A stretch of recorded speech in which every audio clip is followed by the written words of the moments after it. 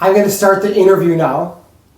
Today is the 26th of December, 2017. We're at the home of David Bannett. Correct? Right. Kfar HaRoeh. Right. David, could you please tell me where you were born, when, and where your family's from? I was born in New York in a neighborhood known as Harlem in 1921. And my family, my parents were born in the United States. Both of them, yes. My father was born in New York on the east side. My mother was born in Philadelphia. Their parents came from Europe, partly from Russia, from Austria, Poland, and that area. Where were your parents born? I told you, I already told you. They were both born in New York?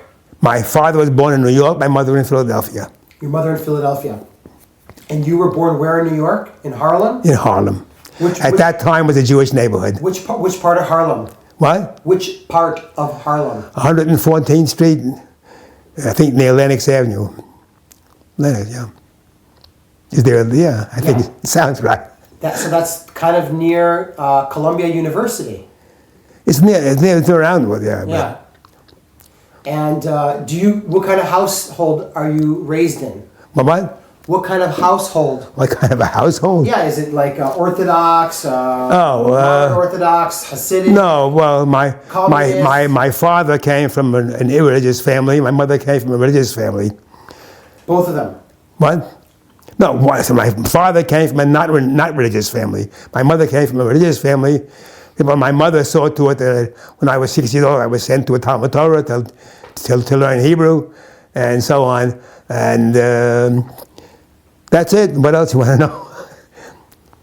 We lived in the Bronx in first years until the big depression in '29, and then we moved to Brooklyn. So from Manhattan to the Bronx, and from the Bronx. I was born in Manhattan, but we didn't live there. You didn't live there, okay. We moved right after I was born.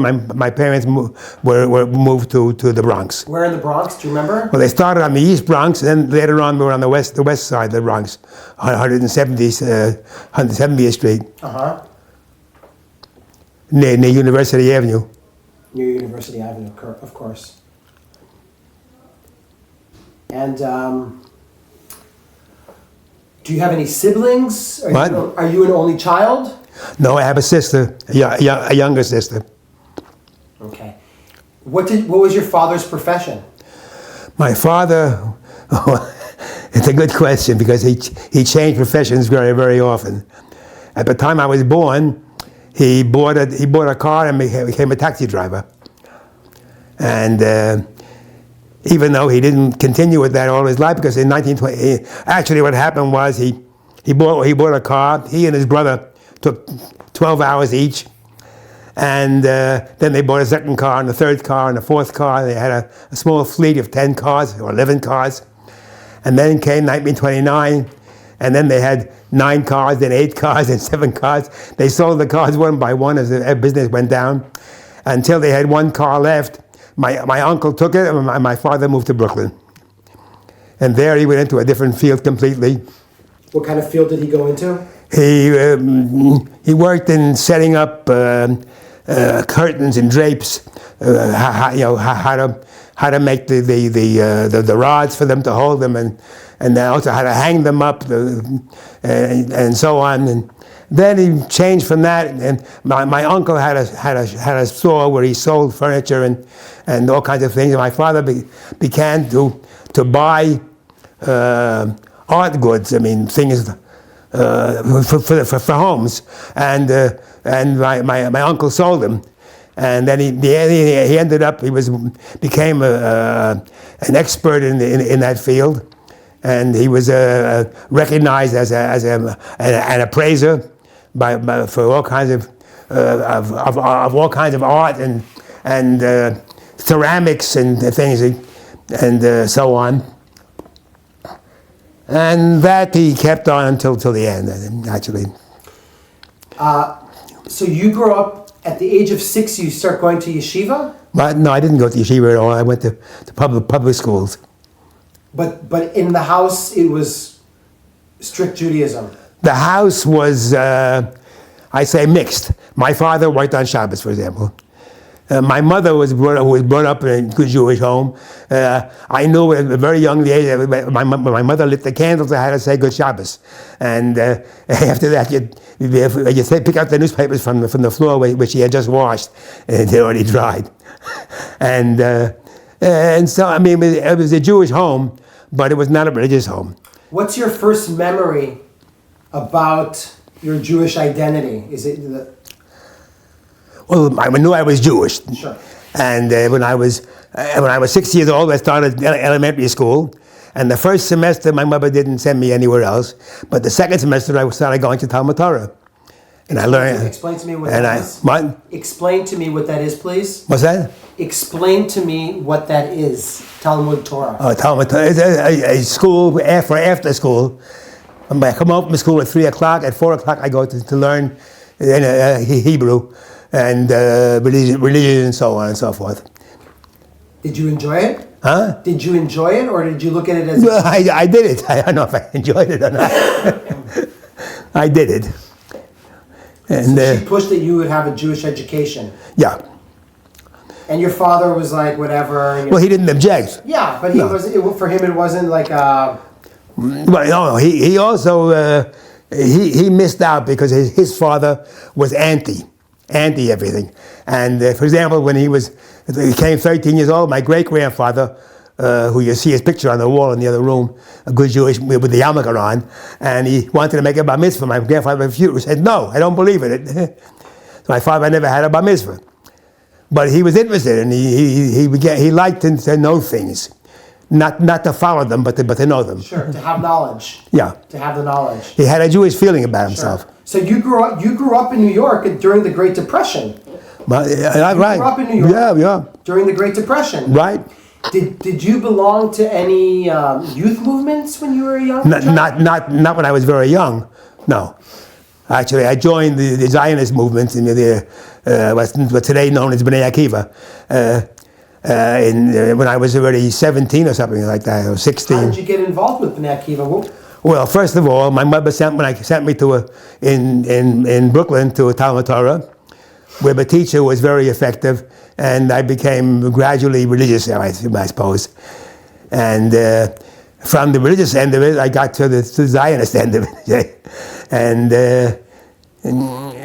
that's it. And I grew up that way. Did you guys have like so you're in Brooklyn when you're in high school, right? When you started going to Bnei Akiva. I was in regular high school. What was Bnei Akiva called back then? What was Bnei Hashomer Hadati. Hashomer Hadati. So you joined Hashomer Hadati. Right. And where is the building located in Brooklyn? Do you remember? The building of Hashomer Hadati? Yes. Well, they had different branches. Okay. Which branch were you? I was in Bensonhurst usually, and then later on, I had a lot of connection with Borough Park. Borough Park. Yeah. And what would you guys do? I mean, was it guys and girls, or was it separated, or? Like... No, it was boys and girls together. What did you do? How did they say? You sing, dance, and go to Palestine. Is that what it was about? That was what it was about. Sing and dance and go to? Palestine. So you're active in Hashomer Hadati. Yeah. Until they threw me out. Oh, really? What did you do? Well, it seems I had peculiar ideas to some people. For example, when I came up I heard they had a hakshara. They were pairing people. So I was there visiting, and I said, "Well, what kind of mattresses you got? You got straw mattresses." "Yeah, we have to get used to it." I said, "You're crazy." He said, "Have a good mattress now, so your back will be good enough to live on the straw mattress later. What are you starting in now to make it worse?" Then they said, you have to go right away. I said, "No, first you have to have an education. You know, I said, you first finish college and then go to Palestine." No. But they said, "Well, you're not ever going to go. You're not from the material." Yeah, I'm not the kind of person who goes to Israel or to Palestine in those days. So what happened? Well, I think I was here before most of them. And some of them who threw me out never got here. Yeah, I see. One of them got here at the age of 85. Where was your hachshara? Where was it? Well, at first it was up in the mountains, in the Catskills. In the Catskills. Yeah. What can you tell me about the Hachshara there? What can you tell me about the? Nothing. I didn't go. I used to visit. So you were like you were an individual. Yeah. My wife was there for a while, but not very much actually. She was visiting more than me. So let's go through a little bit of Jewish history. In 1938, you're 17 years old. Yeah. In Germany, there's Kristallnacht. Right. Do you remember this? Do you remember these events? I remember. Like hearing about them? Do you? Of course.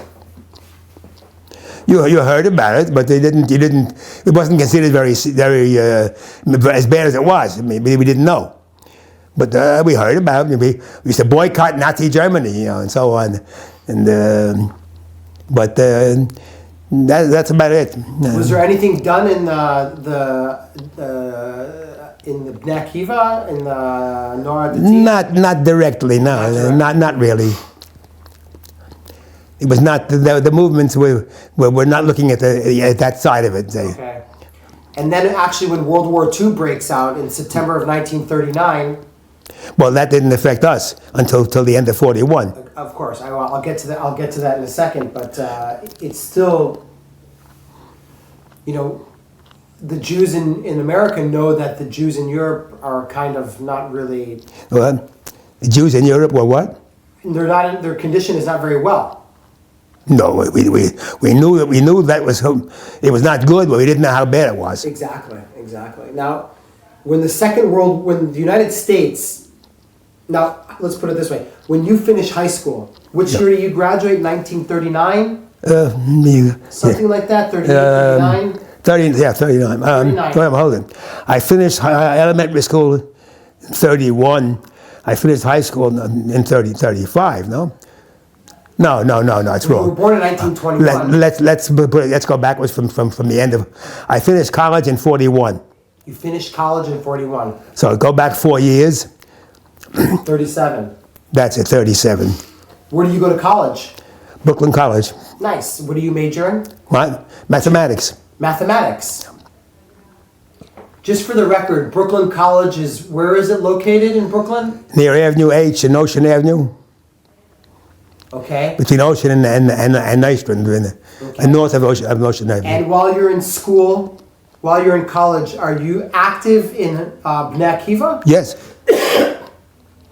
Can you tell me a little bit about the activity that you did in Bnei Akiva while you were in college?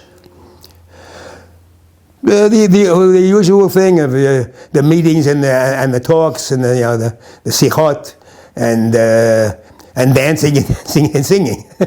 Now, when you finished college, in 1941, right, you're eligible. Like in December 1941, after Pearl Harbor, you're like prime. Well, first of all, before that. At that time, mathematics I was interested in mathematics, but it was not a field where you can make a living, really, unless you want to teach. Right. But today, I'll be working in an insurance company and figuring out the life expectancies. Right. So I decided that to have something more practical. After I graduated, I started in City College in engineering. What kind of engineering? Mechanical. Mechanical engineering. So. And that's in City College. In City College. In City College. And then when after Pearl Harbor, a few months later, they came around to City College and they spoke to people to see what they can use them. And here I am learning mechanical engineering and graduate of mathematics, and they say, "Oh, we need you. You can go to work for the Army." I decided to say, well, if I don't go to work for the Army, I may be drafted. And if I'm drafted, I'm going to have problems of kosher food and Shabbos and so on, and it'll be difficult. I'm better off going to this. So I went to where they told me to go to New Jersey, to this place, and for interview. So I went there. And the interview, he looked at me and said, "What do you know?" I said, "Mechanical engineering." "Oh, we don't need that here." Oh, well, what do you know? What did you really learn? What else do you know? Well, I'm a math major. So we don't need that. We'll send you to learn something. So wait a minute, I was sent here to work, not to learn. Just everyone's learning. It's okay. The next day, I found myself in Fort Hancock, which is the northern end of New Jersey, opposite Coney Island, across the bay. And I was learning radar. And because I had a good background in physics and math, there was no problem to me to learn the electronic end of it. And that was it, the end of the course. How long was the course for? Oh, it was a few months. About 6 months? I don't think so, a little less maybe. And at the end of the course, they're going to send you different places. So I had a choice there. I remember somewhere in the Caribbean Sea, or else in Alaska, in the Aleutians. Why? Because they had radar sets there, and they were having trouble. And a technician who knows how to take care of them is good. Anyway, I picked Alaska. Why? But I never got there, because before that they called me in one day and said, look, you may be able to help us. What is it? They says, we have reports from the field that the radar set breaks down and they don't know how to fix it. Where? All over, in different places. We need somebody to write up manuals for how they work, and how the radar works, and how to fix them. And we noticed in your resume that you were an editor. You were what? An editor in a magazine, or assistant editor, and you have a good background and so on. We thought maybe you would like to do that. So again, I thought twice: as Alaska or to stay in New Jersey. I said, I'll pick New Jersey. So I stayed in New Jersey, and I became a technical writer. For the United States Army. Right. For the Signal Corps. So you're writing a radar's manual. Right. Editing it of how, for other technicians, how to use the radar. So you were by this time, you're quite skillful in radar. I mean, I had the background. See, other people in the same course were technicians who didn't have any background. Right. And I had a good background in physics and engineering and mathematics, and it was easy to catch on. So I became an expert in radar. And then... What's your rank? I was a civilian. Aha. So wait. So you were you were a civilian who was working for the American Army. Right. You weren't in uniform. You were not in uniform. I was not in the Army at all. But in 1942 or something, 2.5, maybe 3, I was drafted. And we had one. We all knew we came sent back to the same place, but as a soldier, which means you wouldn't get off for the weekend. You wouldn't get. You couldn't leave the camp always, and so on. So anyway, I was rejected. I was a 4F. What does that mean? Huh? A 4F? Yeah. What does that mean? That means they don't draft you. I'm confused. Sorry. Wait a minute. You went in to do. I was not drafted, and I remained at work. And my father told me, I told people there how people didn't work, how they sit around at the desks and pass papers around and not do anything. And my father said, that's not for you, because you'll learn to be a nothing. You're gonna learn not to work. You should try to go somewhere where you can do a good job. So I did. I left the place and I went to work in New York for a company that was making radar equipment, electronic equipment for the Army. And I was an engineer there, and a technical writer also. I did both of them at the different times, and I continued. And what was the name of the company that you worked for? I worked for a number of companies. One of them was known as Philharmonic Radio. And later on, then at the end of the war, Philharmonic was broken up, and I went to work for Brooklyn Polytechnic Research, which is a small company attached to Brooklyn Polytech. Okay. The college. sort of a way for the people in the university to make a living on the side. The management of the company were people from the university, and we had access to the university to talk to the people there and get information and so on. And this continued after the war. So during the whole war, you're in New York, basically. Well, after I left the army, working for the army. Yeah. When I left Jersey, I came back to New York. Were you considered a GI, Bill, or No. I was not in the army. you were not in the army? No, not at all. But you were working for the army. Usually. Yeah. Not 100%.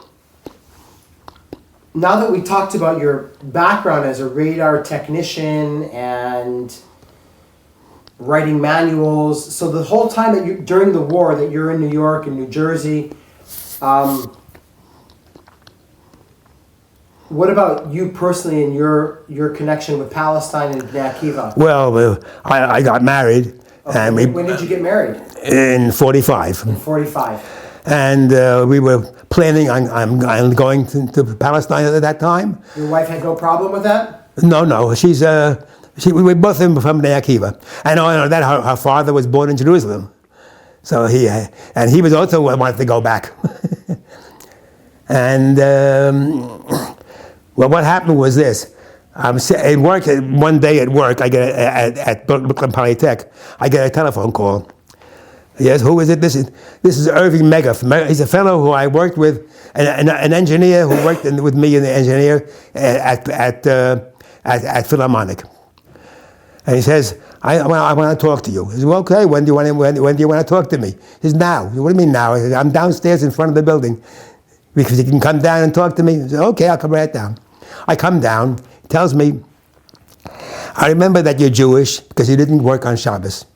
You're the only engineer. There were 40 engineers there, and you were the only one who didn't come in on Shabbos. Because this guy is also Jewish and didn't work on Shabbos, but that isn't the point. He says, and I got tied up with something. I think you can help me. What is it? He said, well, my cousin Dale Pollock is one of the world experts in FM, and he's planning a radio, an FM radio, that if you pull out one of the tubes inside, it becomes a transmitter. And what's it for? Because we want to send it to Palestine for the places there where they can't, the British don't allow them to have communications, and they can have communications between them by using these imitation radios, which are also transmitters. And we need help in setting it up. It says, first of all, we need the mechanics, the boxes and the dials and so on, and the scales and different things. We also need all the to make it look like a real radio. And you can help us with that. So of course I agreed. And they worked on, I found different, the war was over, we had a surplus. The Second World War was over. Yeah. We had surplus, and I found this part and that part and so on, and we made a box for it, and then I printed up a little notice on the back, DB63 model radio, 5 tubes, AC/DC, with the guarantee and so on and so forth. And of course, DB63 was the model number. DB is David Bannett, and 63 is Haganah in the gematria of Haganah. So I put in my little piece there. And then I handed this over, and that was that. I went back to work. I mean, I was working all the time, but I went back. That's it. 6 months later, I get another call. How many radios like these did you send? I have no idea. I didn't send them. I know some of them were caught. I know the ship took them to stopped off in Egypt or something, and they took off the stuff that was going to Palestine, and they found it. But others I don't know. But anyway, I get a second call from the same kind. When I talk to you, he says, are you downstairs? He says, yes. So I went downstairs. This time he tells me, we are preparing to have a radar in Israel. We have some people who want to set it up, and we bought a radar set. from the surplus. We need someone to teach the course, because we took Palestinians who were here in America in college. There's Jewish Palestinians who were sent here to learn in college. We're getting them together, we're making a group, and we want to set up to have radar operators and radar technicians. And we think maybe you can help us with that. So he said, you want to decide what to do it or not? I said, no. I said, no problem. I said, you want to talk to your wife? I said, okay, I talked to my wife. I picked up the phone right there. I spoke in Hebrew to her. And he told her what the story is. He wants to know if I agree. He said, what kind of question is that? So I agreed. And what's the name of the guy again who's Irving Megaff. Irving Megaff. And what does he do? Who does he work with? He was an engineer. I don't know when he worked at that time, but he worked together with me. Apparently he's got some He worked with me during the war. He's got some connection to the Haganah. Man? No, he was no connection to Haganah. He was connection. He got mixed up with it through Dale Pollock. And he got into it, that's all. He got into it sort of, through the back door. I said, okay, what do I do? He said, well, you go down to Manhattan, to Hotel 14, which is on 5th Avenue and 57th Street, I think it is, opposite the park. And you go to room 1A, and you ask for Teddy. I said, okay. So I went to Hotel 14, I walked in, I saw room 1A, I knocked on the door, someone says to Hebrew, Patach Adalet. So I opened the door. I walk inside. I see he talks Hebrew. I said to him, I see Teddy. Teddy Enenu. Who you yell with Matt? Who you saw with Matt? Okay. I sit down to wait. I hear them talking. They're talking there in the corner about the gathering arms, and where they're going to keep it until they send it around through, and so on. Suddenly one of them looks at me and says, Miser. So he said, who's here, Teddy? I said, who's that? Body shout. They thought they shouldn't have been talking to some stranger. They walk over to me and say,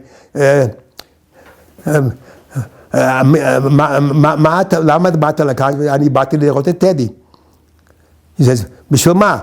I said, אני לא מספר לי בשביל מה אני בא. It's a hint to them. So they look one at the other. He says, מאין אתה? I said, מברוקלין. מברוקלין? מאין בארץ? מי אומר שאני בארץ? אתה מדבר עברית. אז מה, יהודי אסור לדבר שידבר עברית?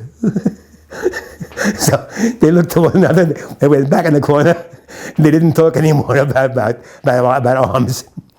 Anyway, Teddy came, and I told him what I was doing.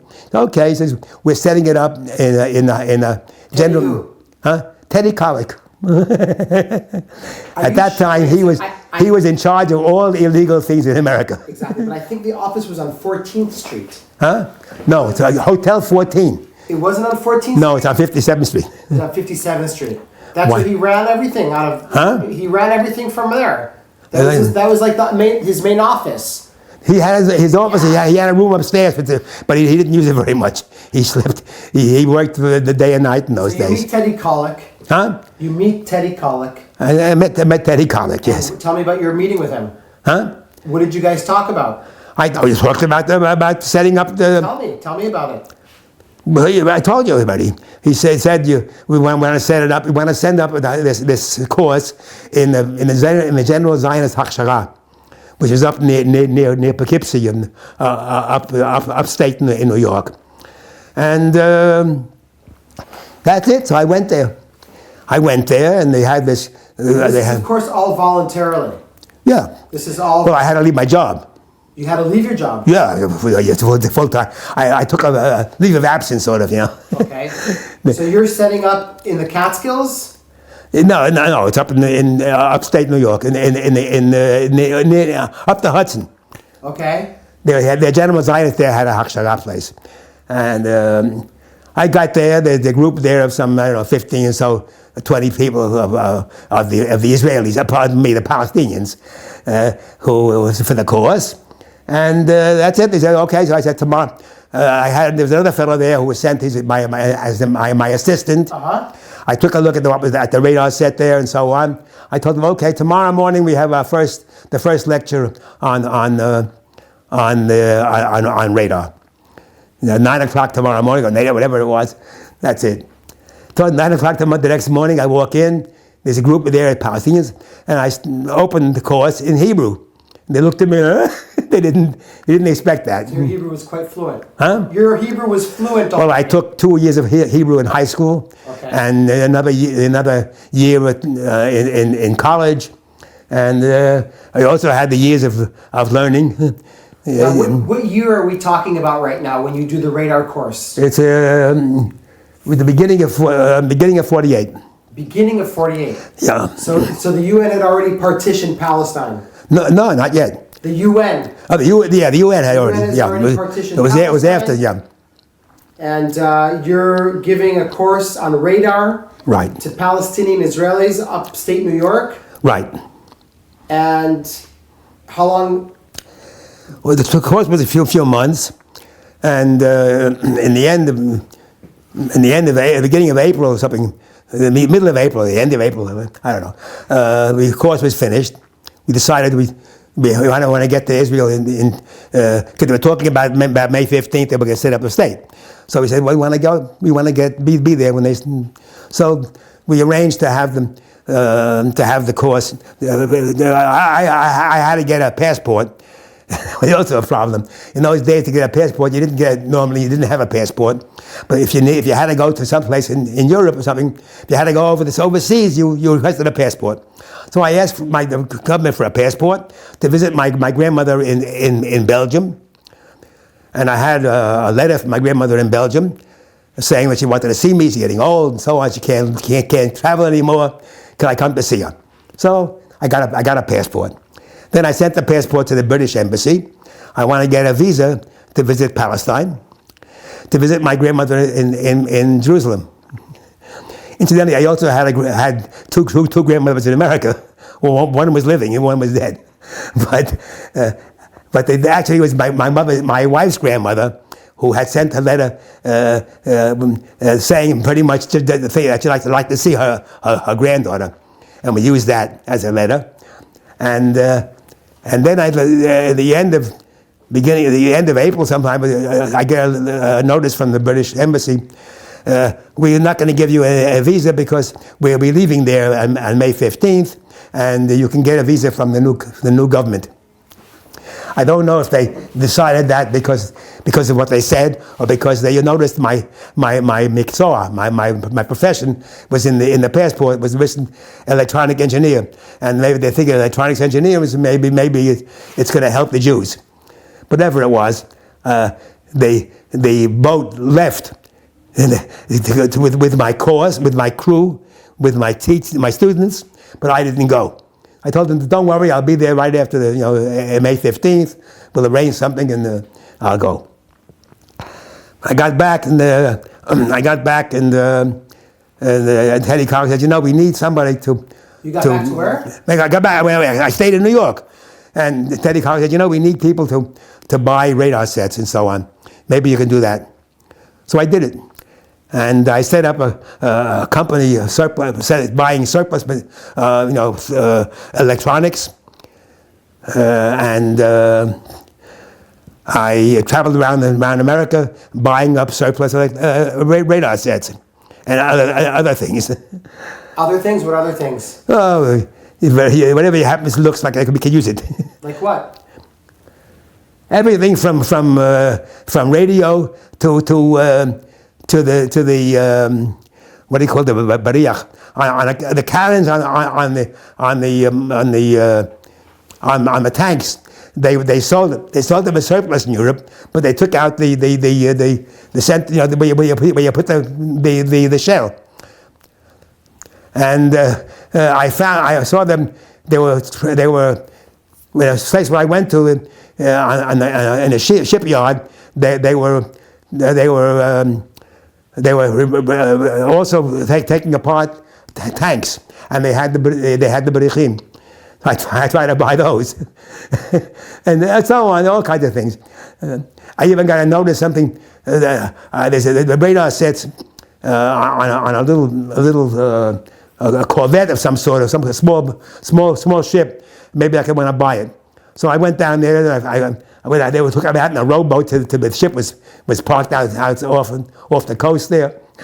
And I told them maybe I can sell this area in South America. There are people who are interested there in radar sets.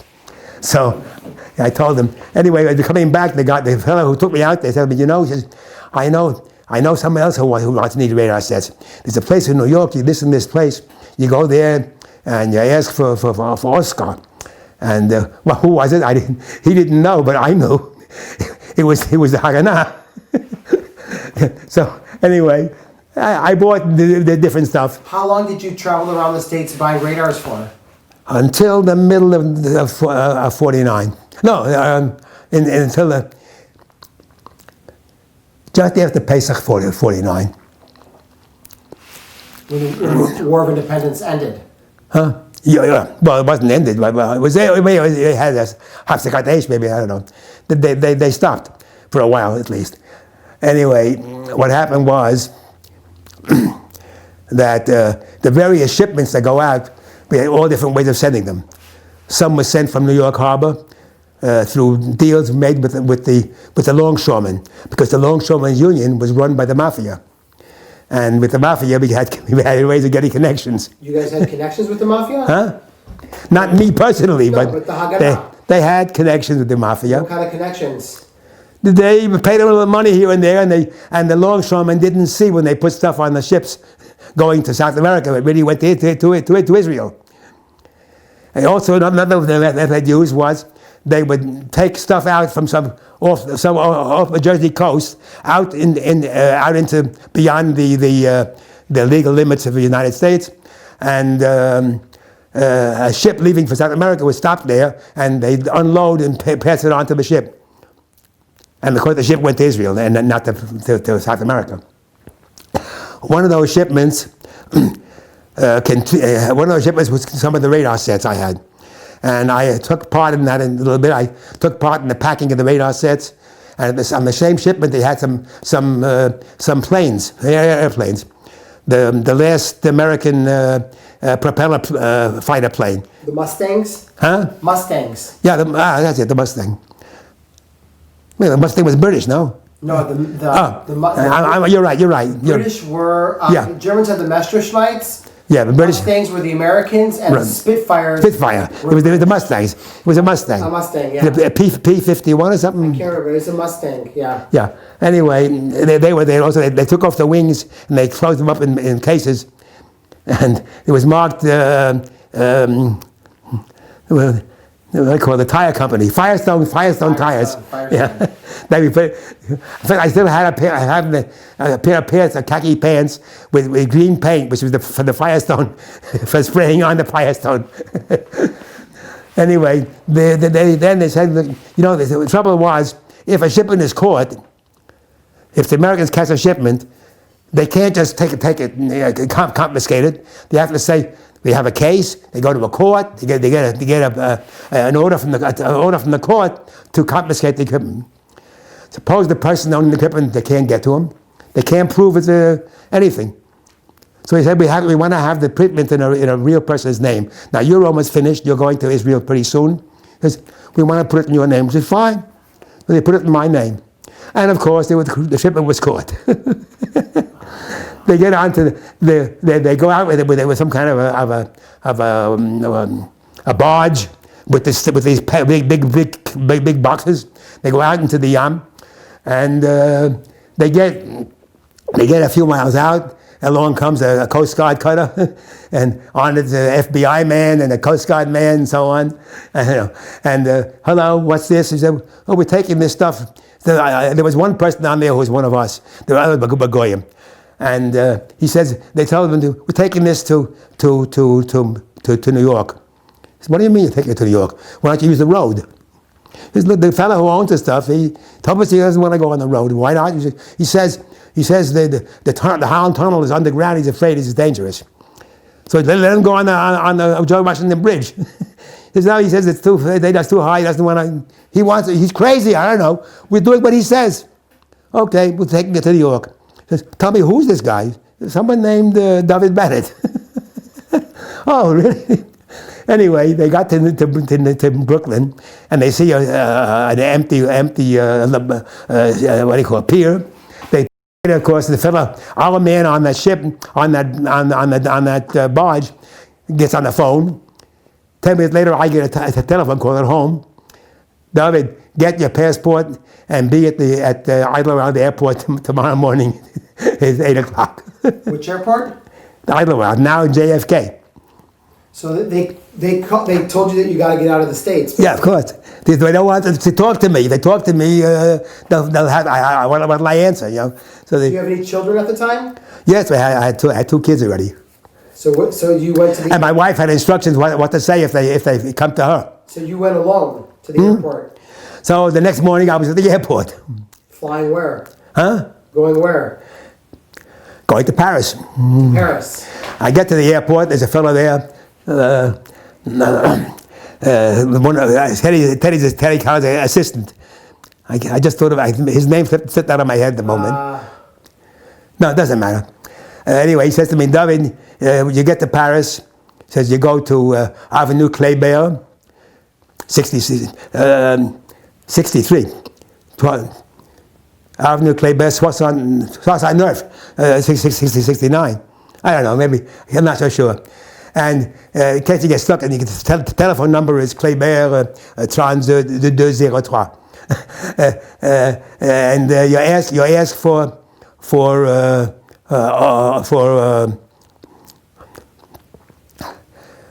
no, who are you? If you ask for Arthur. If Arthur isn't there, you ask for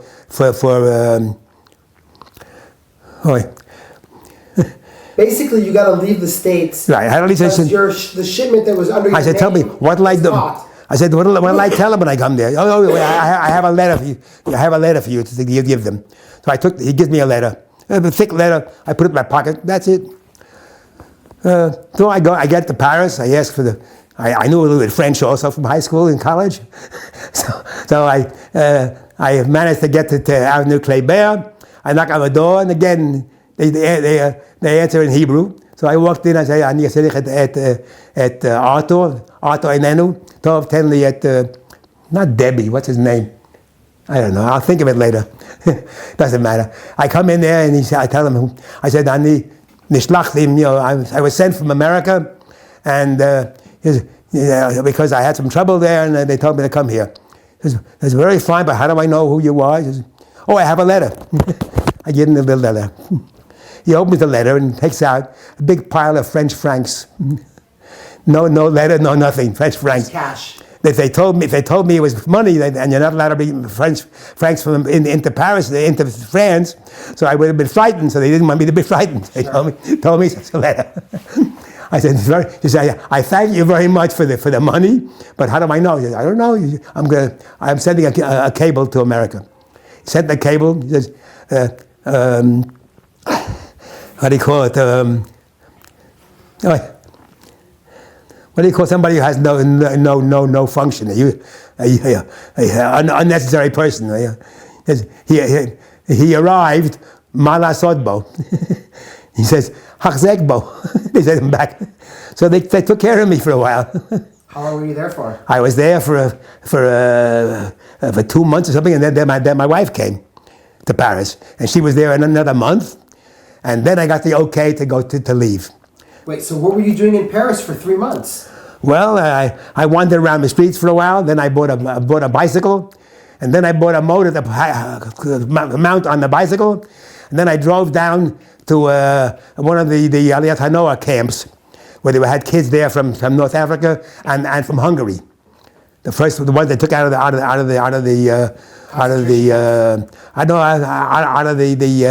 the monasteries and things. They had hiding them, and I taught there a while. Wait a minute. So you were at these Aliyat Hanoah camps. Most of them, I think, were in the southern part of France. I think most of them. No, they had this place was in the middle of France. You were teaching Hebrew to them? Yeah. I mean, this is your first encounter with children from the Holocaust? Yeah. No, the teaching. I also taught to give a course in physics, also, just to keep them interested. How was that experience for you? Huh? How was that experience for you? For experience, what about? How? With these kids from Europe after the war. This was quite a while after the war, don't forget. Yeah. It's a few years. 48, 49. 49. Yeah. So they already were around for a while. They know. Anyway, what happened in America was that when they got with the barge to Brooklyn, what do you do with it? So they unloaded it. They took it off to a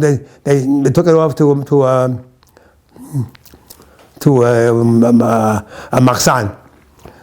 And there, the Machsan was full. They left it out in the yard, outside the Machsan. The Machsan has, these big doors on both sides, and against one of those batch of doors, they have these big boxes. Well, they can't stand and look at it all day long, the FBI. So probably they told somebody, if somebody nearby, if you see anyone touches those boxes, give us a call. Okay. A few months later, someone starts to take apart one of the boxes. Well, an hour later, the FBI is there. What are you doing? He says, I'm taking apart the boxes. He says, why? He says, well, the boxes are empty. We want to use the wood. We want to use them. Is it empty? He says, let's see. It's empty. Why? Because on the other side, on the inside, against the doors of the Machsan, they took off that side, moved the stuff into the Machsan, packed it again in new boxes, they went out the other side, and it was good. When that shipment was all gone and out of the country, then they say, okay, now we can start. So who took care of stealing it back? Huh? People from the Haganah people. So they stole it back. The people who were in charge of sending stuff to Israel. So your shipment at the end did make it to Israel. Your radar at the end did make it to Israel. They made it radar. In mysterious ways. Huh? In mysterious ways, it made it back to Israel. Right. Hagonev miganav patur? I don't know. Anyway, that was it. So you're in France. So I got the okay that I can leave already. Okay, so your radar is gone, so they can't prove anything, so you can go back to the United States of America. I didn't have to go back, but I went to Israel. And then when I got here... So from Paris, I went to Palestine, to Israel. With your wife and family? With my wife and family. When do you arrive here? I arrived on the 15th of Tammuz in July 1949. July... Hold on a second. July 49. July 49. You arrived from Paris? Right. That's also an interesting thing. Wait a second. I arrived from Paris, and we get off the plane, and my daughter, yeah, my 3-year-old daughter, starts talking to her mother. Just a second. What's that? Okay. I just want to see one thing. I hope you don't have to.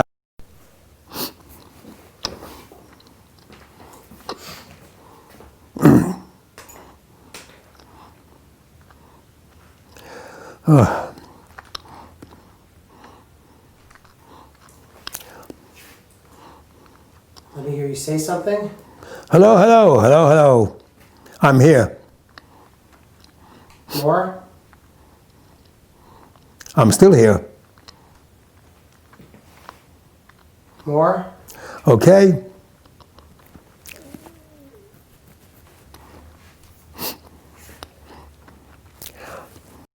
Okay. You arrived. We arrived in the airport in Lud, and first of all, I get off the plane. You had to walk from the plane all the way to the building, and I come along. We had bought a carriage in Paris for my small son, and my wife is pushing the carriage, and they had a daughter walking next to her, and I'm pushing my bicycle with the motor on it. We come into the airport. They look at that. It's very unusual. Then my daughter starts yelling, "Ima, it's a pee-pee." So they sent her to where the bathroom was. And she gets to the policeman in the first place where you give your passport in. He looks at her. She talks to him in Hebrew.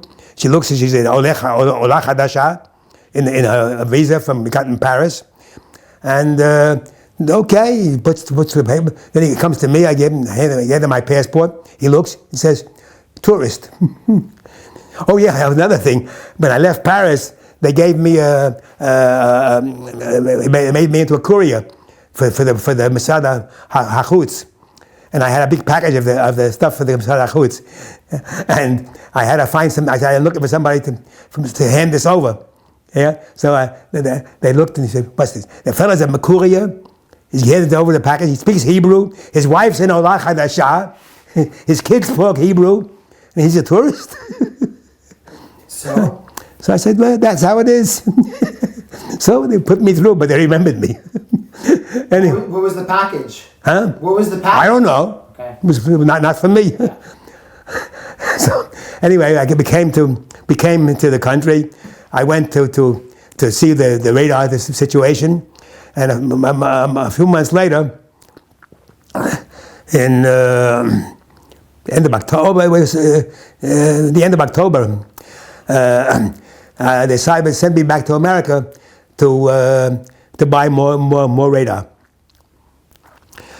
So I went. When I got to the airport and left, they remembered me from the tourist. I said, now you see why I'm a tourist? Anyway, I went back to America, and my wife was pregnant again, and where do you guys settle? Where do you settle in Israel? We settled in Kfar HaRoeh, which is near Ashdod. It's what's now called Bnei Darom. Right when you come. What's his name was there? The guy that I interviewed a few days ago. Moshe Klein.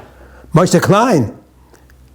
He's not he's in Alon Shvut or something, no? Yes. Yeah. I interviewed him the other day. He was the Rav of him the other day. Oh, yeah? Yes. You know him? Yeah, of course. He was the Rav of Kfar HaRoeh. He told me the Americans didn't last long in Right. Kfar HaRoeh. They didn't. Yeah. A lot of groups didn't last long there. Anyway, where are we? So, but my wife was pregnant, and she was expecting to have the baby in January, so I wanted to get back before that. And I arrived on Thursday evening, back from America, and Friday, I already had a job already. I had shmirah at night, and, and then it started to snow. And one of the South Africans was there with me, and he started banging on the alarm thing. He said, what is it, snow? He never saw snow before. Something. So, tell me about your trip to the United States. Anyway, I took my wife to the hospital the next day, and he had the baby right then. Nice. I got there just 2 days before the baby was born. So what kind of work did you do in the United States? I bought radar. From who? From where? What? Surplus. Same. I continued my old job. But you were buying now radars for the Israeli government. Well, I knew what we needed. That's the point. Yeah. So I bought different kinds of radar. You were working for the Israeli government. Yeah, of course. And how many times did you do this? Just that second time. Just that second time. That's all. And then after Kfar HaRoeh, where do you settle? We went to Yaffo. What happened was in 52, we left Kfar HaRoeh, and I was still working for the Air Force, and they gave me a place to live in the Air Force headquarters in Jaffa, in Yaffo. And I lived there, and in the meantime, we started to build here. Okay. And what year do you guys arrive here in Kfar? When do you? We arrived here in the Kfar in 1953. 1953. In the winter, before Hanukkah. And what do you go on to do with your life as a profession? I worked after the Air Force. I left the Air Force then. I began to work for Tadir. It's a company working for making electronic crystals for the Air Force, for communications, for the Air Force and for the Signal Corps and so on. And that's it. I worked for them for until from 53 to 58 or something like that. 58, I went to work for Elco as the engineer in charge of all the electronics of Elco. The electronic part of it. And I stayed there until, I don't know, till till 70, 69, 70. And then meantime, I started teaching in Bar Ilan electronics part-time after work, mostly in the evening. And then I left Elko and I increased my time in Bar Ilan and I started my own company. What kind of company? Electronics, what do you call it? Yoetz. Yoetz Tikshote. Yeah, no, not Tikshote, but Yoetz Electronica. What do you call it? I can't think of the word in English. What? And you start your own company.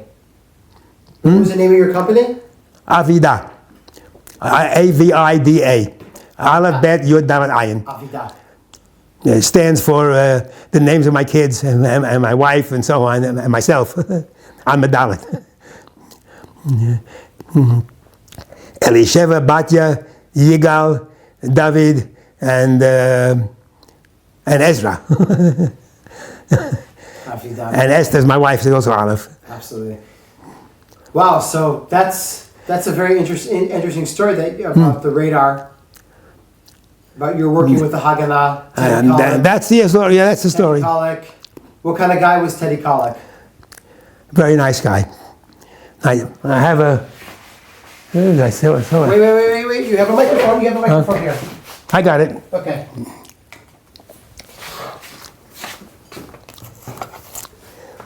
Met interesting people. What's that? I met interesting people. I said, among other people. One time I come into to the Haganah, to the office in New York. Yeah. On 57th Street to get some cash. I was buying a radar in cash. And this little young fella, round-faced, little chubby guy, sitting there, starts talking to me. And so he says to me, so he didn't say anything. When I got inside to get the money, I said, who's this guy outside who asked me questions? I didn't tell him. He says, that's he was sent here by Ben Gurion, to widen his horizons, to see the world. Why? Ben Gurion thinks he's going to be a big man in the future. And who was it? What's his name? Shimon Peres. What's that? Hold it in front of the camera. Hold it in front of the camera. In front of the camera.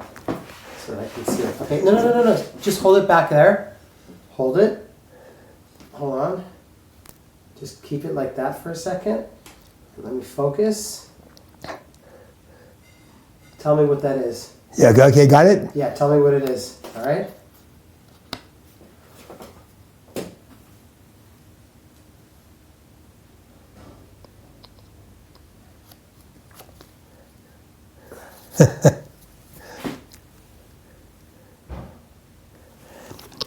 Wait. And that came. Hold that in front of me again. Hold it in front of the camera. Huh? Hold it in front of the camera. I need you to hold it in front of the camera like this. Like this. But you want to see. Like that. You want to see you want to see this. That it's Teddy. Hold on. Mr. Teddy Kollek. And here, this is what I came with. Let's see. When did he give that to you?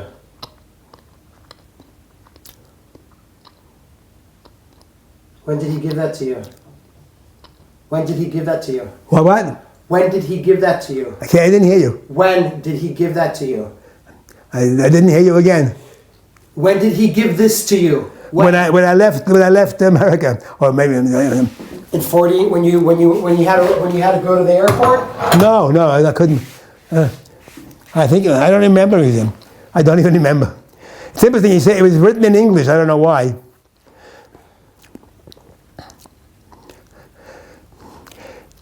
Incidentally, Shimon Peres I had a lot to do with afterwards. And when I worked for Tadir,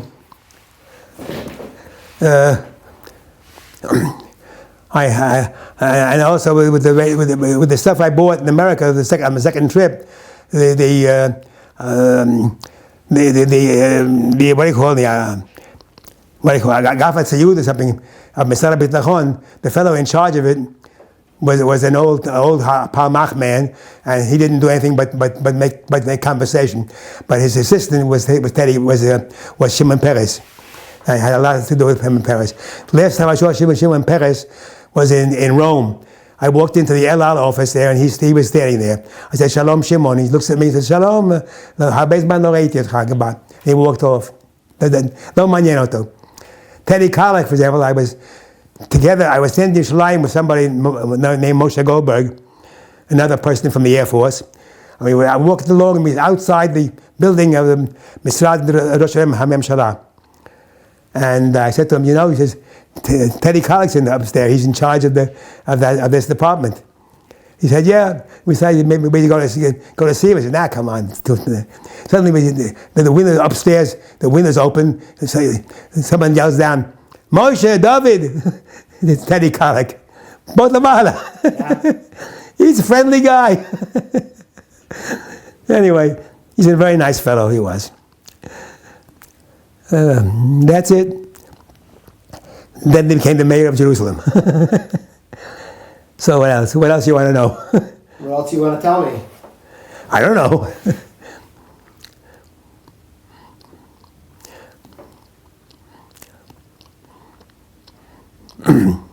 Was it all a fulfillment of a dream for you to do what you did? Was it all a fulfillment of a dream?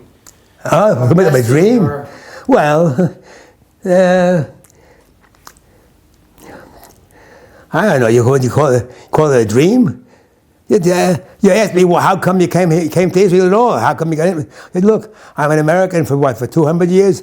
Oh, not even that much at that time. I'm a Jew for a couple of thousand years. That's all. So yeah, you do what you think is right. You had no second thoughts on things that you did? No. It was very clear to you. They lived happily ever after. Your path was clear to you as it was coming. What? Your path was clear to you as things were progressing. Radars getting out of the country. Things progressed, and I lived it. That's all. I'm still living. Most of my friends are gone already, but I'm still living. That's it. Okay. David Bannett, thank you, sir. That's it. You're finished. Thank you very much. You're welcome very much. Anything else that you think that we missed? I'm going to take this off here. I can't. I don't see.